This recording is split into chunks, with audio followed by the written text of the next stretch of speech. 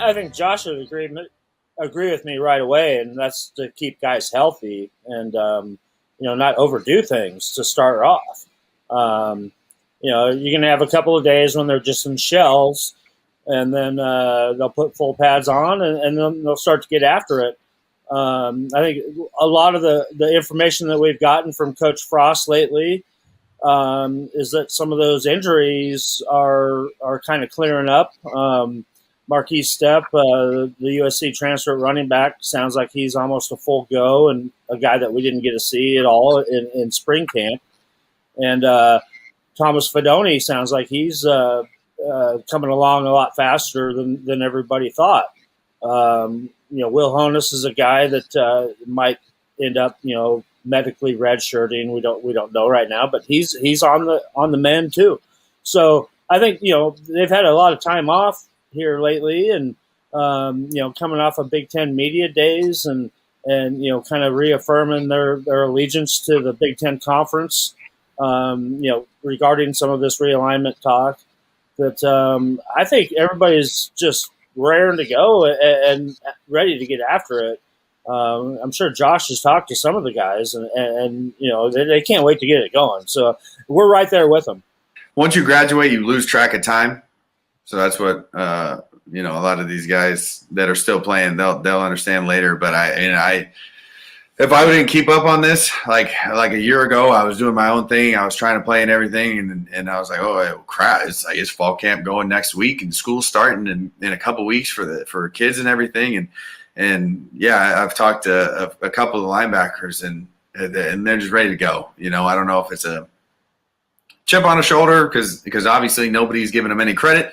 And in a way, why should they? Because they really haven't performed quite up to snuff. So. Yeah, they've got definitely something to prove this season, and you can tell kind of by the workouts that they've been going through and everything. It doesn't have to be, you've been going through your summer workouts, and you're good, and you get this a little bit of time off here before fall camp starts. What are those feelings like are you just amped up, just ready to go? Yeah, it's different. It's different depending on what year you are. If it's your first year coming in, then you got some jitters. So it's like you're a freshman. I think it's 110 now. The fall camp is 110 guys, and you don't know what to expect. You've kind of heard some stuff from the older guys, but you're really just kind of going in blind to something this is my career. This is what I'm here for and supposed to do. Where if you're an older guy, it's refreshing to get to do this because, okay, here I just went through my third or fourth off-season summer. I'm just lifting and running.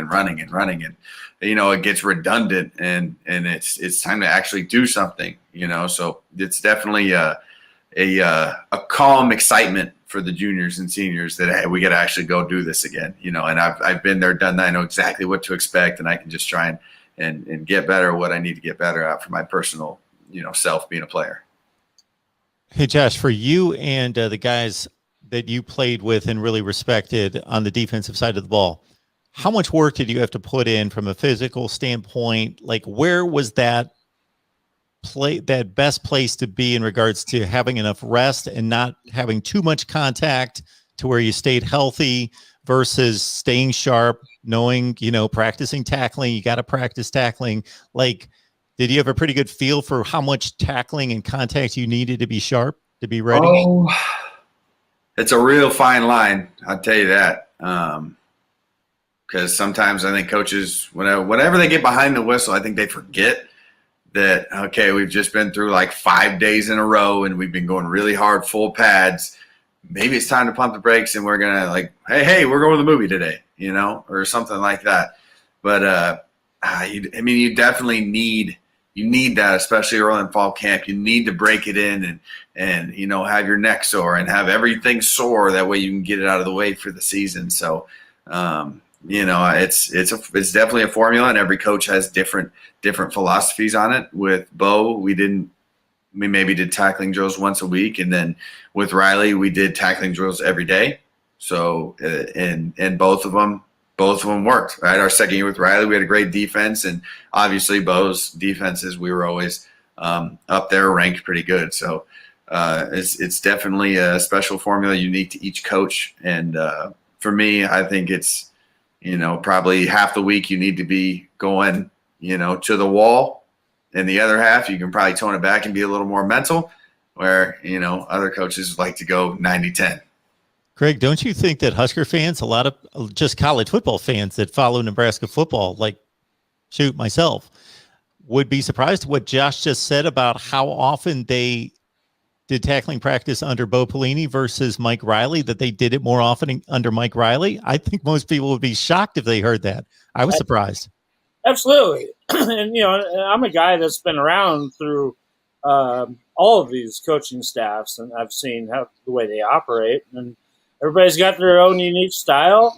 I remember when, Josh, when Coach Riley was there, Josh was working through a groin injury, which really nagged him. And, it probably would have been helpful for maybe those guys to take a few days off from tackling and stuff. That's just my opinion, coming from a media point of view. But, most